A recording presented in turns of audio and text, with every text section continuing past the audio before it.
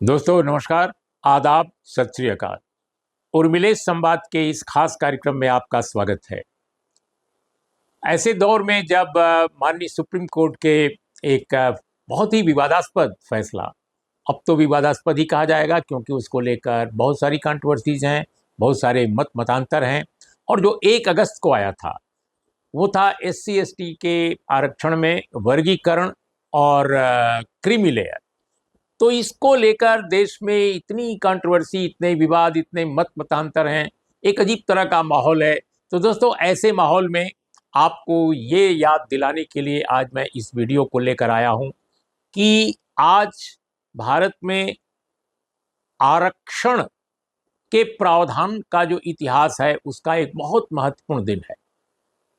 और महत्वपूर्ण दिन ये है कि आज ही के दिन सन 1990 में, यानी 7 अगस्त को 1990 में उस समय के प्रधानमंत्री विश्वनाथ प्रताप सिंह ने मंडल आयोग की सिफारिशों की जो रिपोर्ट थी उसको लागू करने का ऐलान कर दिया था।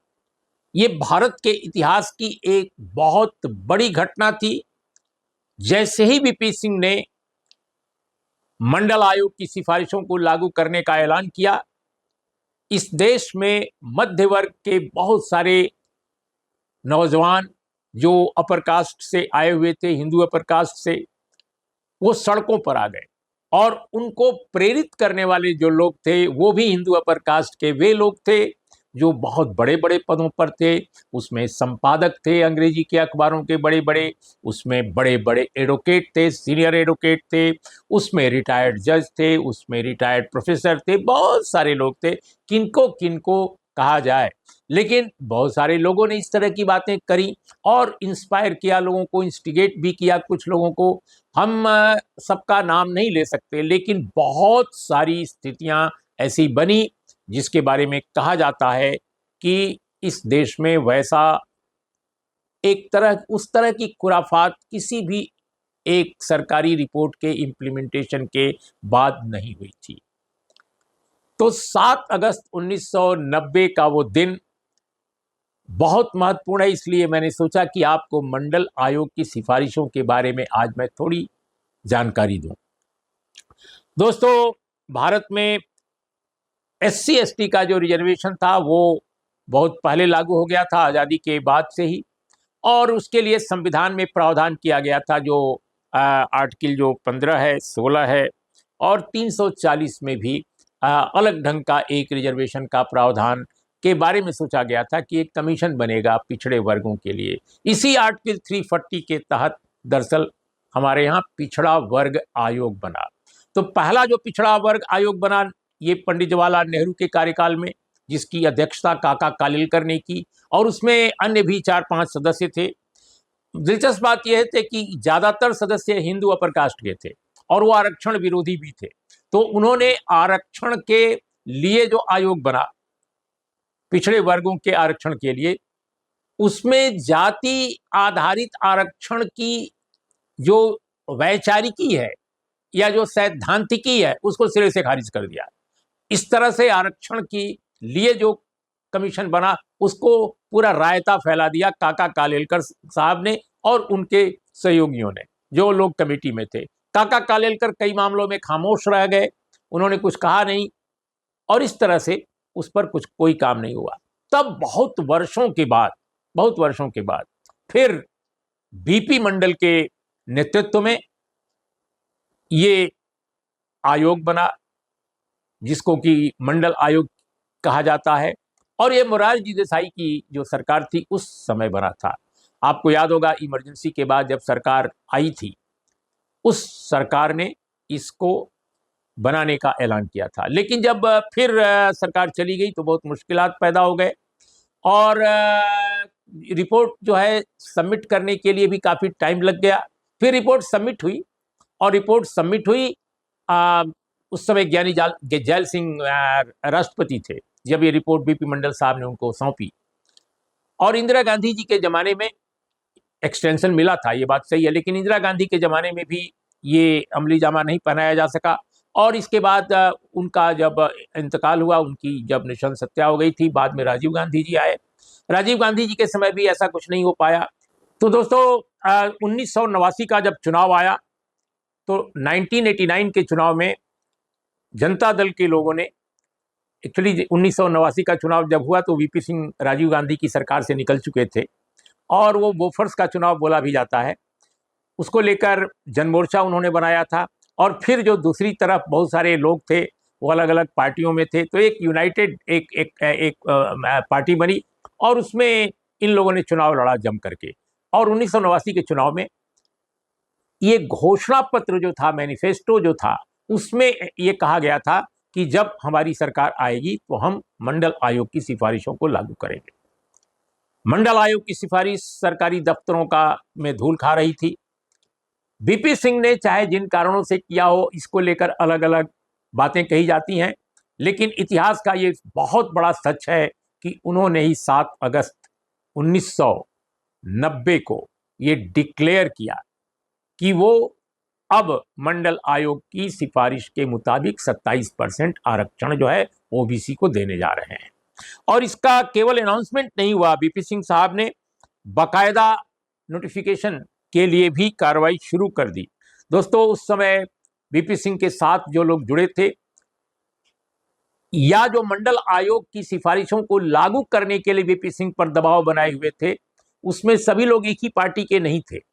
उसमें शरद यादव थे, लालू प्रसाद यादव थे, रामविलास पासवान थे, मुलायम सिंह भी थे, लेकिन एक व्यक्ति और था जो इन सभी लोगों से अलग पार्टी में था और वो बहुजन समाज पार्टी के जो राष्ट्रीय नेता थे, संस्थापक कांशीराम थे। उन्होंने तो बोट क्लब पर, जो बोट क्लब पहले कहलाता था, अब तो उसका रूप रंग बदल गया है दिल्ली का, तो दिल्ली के बोट क्लब में बाकायदे उन्होंने धरना भी दिया था मंडल आयोग की सिफारिशों को लागू कराने के लिए। तो इस तरह से एक अलग अलग लोगों की कोशिशों के साथ ये मंडल आयोग की रिपोर्ट लागू करने का ऐलान हुआ। लेकिन हुआ क्या?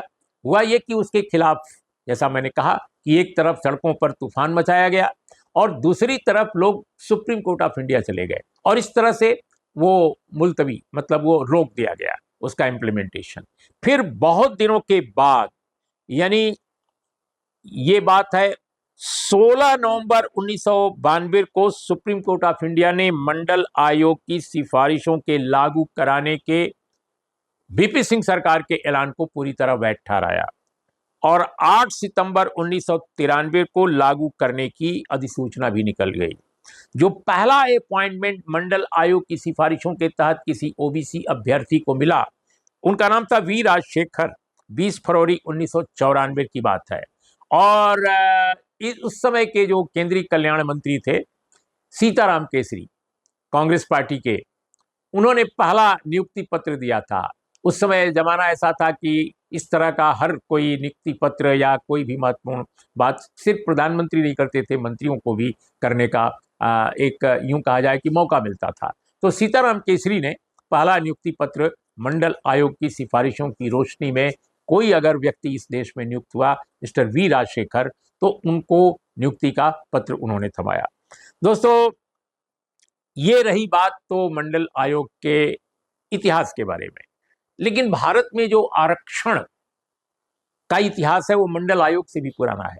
सबसे पहले इस देश में ज्योतिबा फुले ने 1869 से 1882 के बीच में लगातार इस बात की कोशिश की कि इस देश के एससी, एसटी और ओबीसी तब नहीं कहलाता था, तब पिछड़ा वर्ग कहलाता था, इसको एफर्मेटिव एक्शन के तहत कोई ना कोई सुविधा दी जानी चाहिए, वरना ये लोग तो नौकरियों में है ही नहीं है।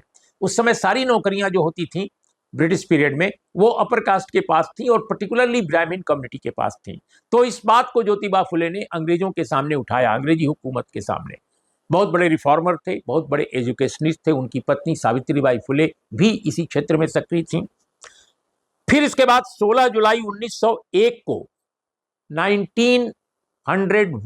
1901 को शाहू जी महाराज जो थे कोल्हापुर के महाराज, उन्होंने अपने राज में गैर ब्राह्मणों के लिए 50% आरक्षण का ऐलान किया। तो भारत में पहला जो आरक्षण लागू हुआ वो दरअसल 1901 में शाहू जी महाराज ने अपने राज कोल्हापुर में किया, 50% रिजर्वेशन। और साहू जी के दरबार में उस समय 71 पोस्ट थी, हायर पोस्ट 71, इसमें 60 पदों पर ब्राह्मण थे। 71 में 60 पदों पर ब्राह्मण थे। साहू जी महाराज स्वयं ओबीसी थे, एक तरह से कह सकते हैं आप, मध्यवर्ती जाति से आए थे। वो शिवाजी महाराज के वंशज थे। और उसमें 11 जो थे गैर ब्राह्मण थे। इसी तरह निजी सेवा जो थी उनके उनके उनके राज में 92 कुल पद थे बड़े, उसमें 45 ब्राह्मण थे। तो साहू जी महाराज के फैसले के खिलाफ उस समय के बहुत सारे जो स्वाधीनता सेनानी थे, देश के बड़े बड़े इंटेलेक्चुअल्स थे, अंग्रेजी हुकूमत के दौरान की बात है, और भारत की आज़ादी की लड़ाई में भी ऐसे इंटेलेक्चुअल बहुत सक्रिय थे, तो वो उनके खिलाफ हो गए। एक तरफ वो आज़ादी के लिए लड़ रहे थे, लेकिन वो दलित ओबीसी कम्युनिटी की आज़ादी के लिए लड़ना नहीं चाहते थे। और इसमें कौन कौन लोग थे? इसमें लोकमान्य तिलक थे।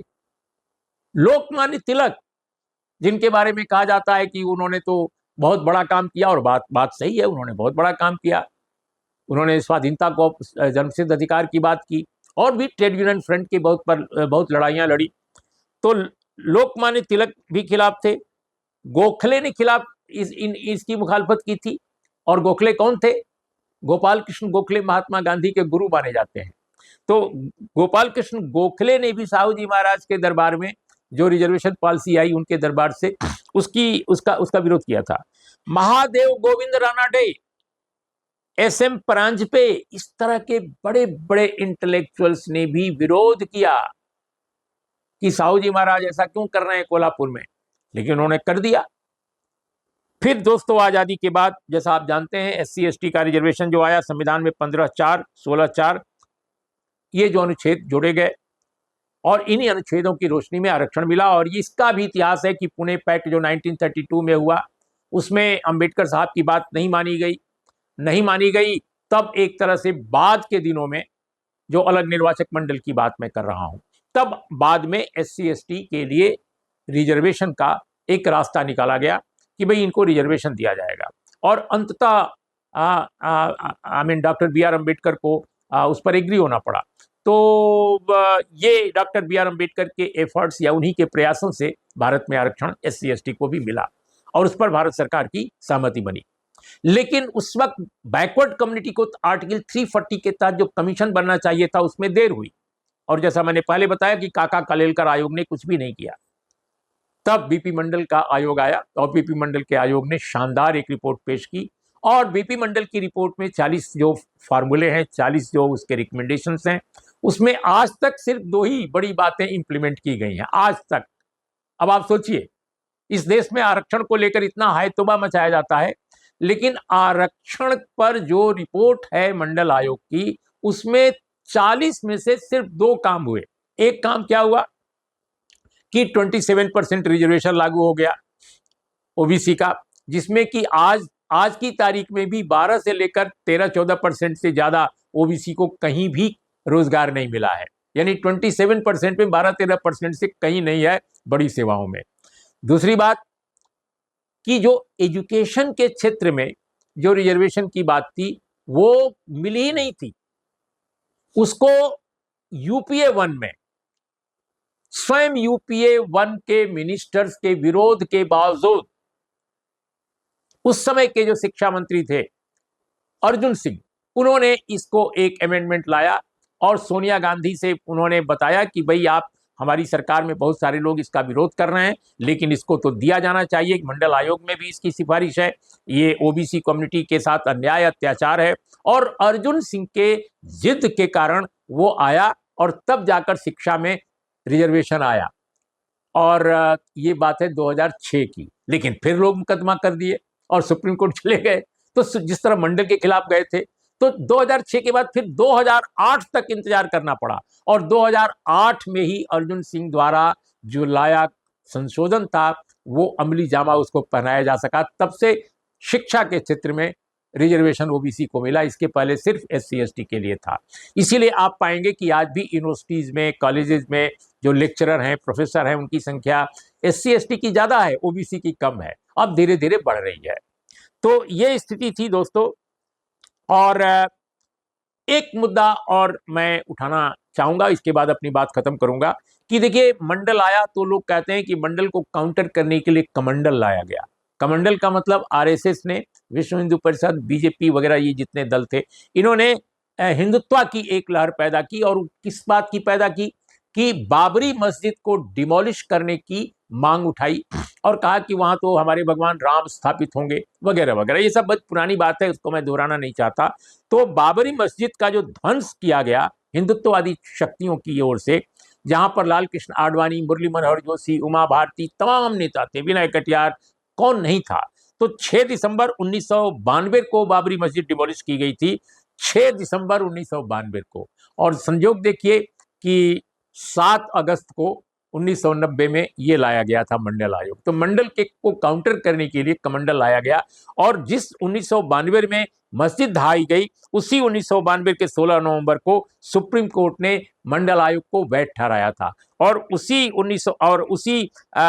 के बाद 1993 में इसको लागू किया गया था। तो ये आज बताना जरूरी था, क्योंकि आज 7 अगस्त है। मंडल आयोग को याद करना, उसकी सिफारिशों को याद करना, मैं समझता हूं कि इस देश में दमन, उत्पीड़न और वंचना का, वंचित किए जाने का जो दंश झेले लोग हैं, उनको जरूर इसे महसूस करना चाहिए। इन्हीं शब्दों के साथ नमस्कार, आदाब, सत श्री अकाल।